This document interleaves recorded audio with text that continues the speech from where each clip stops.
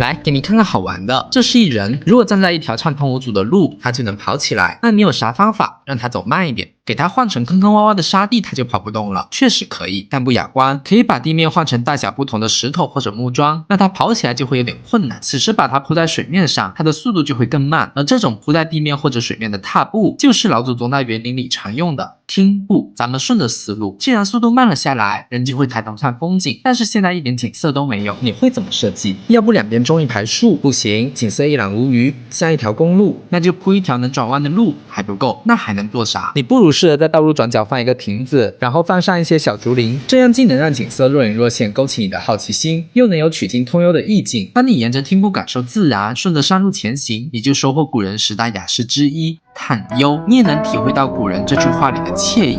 山中无事，松花酿酒，春水煎茶。